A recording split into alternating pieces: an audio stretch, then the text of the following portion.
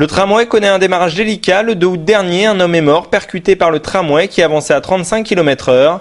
Le mois précédent, une jeune femme a été hospitalisée après avoir été heurtée. À la préfecture, l'adjointe au maire Bernadette Caillat-Rumeau et Samuel Richard, préfet de Maine-et-Loire, ont tenu une conférence de presse.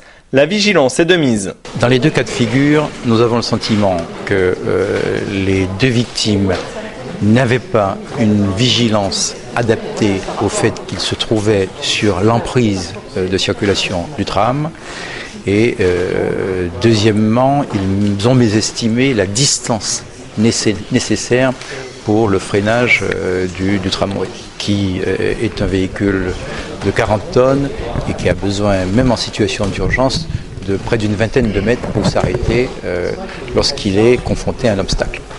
Nous avons en vérité, avec la ville, avec l'agglomération, avec les services techniques, avec le transporteur, essayé de déterminer les éléments d'information supplémentaires qui permettent d'attirer l'attention des usagers sur le fait que la plupart du temps, ils passent d'un espace où il est prioritaire à un espace où c'est le tramway qui est prioritaire.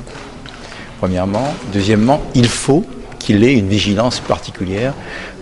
Les écouteurs sur l'espace de circulation du tram, le fait d'avoir un casque et d'avoir l'attention distraite, rend parfois très difficile qu'on entende le signal sonore du tram annonçant son arrivée. Peut-être faudra-t-il aussi qu'avec l'agglomération, nous déterminions des zones dans lesquelles il faut une signalétique supplémentaire qui complète ce qui a déjà été fait. Et puis, nous comptons beaucoup sur vous pour faire passer ces messages. Le tram est prioritaire, le tram est silencieux, et il faut vraiment faire attention parce qu'il a une distance de freinage qu'il ne faut pas surestimer. Il a besoin d'une distance longue pour freiner. Renforcer les messages de prévention, tel est l'objectif. Les Angevins devront mieux cohabiter avec le tramway pour éviter de tels drames.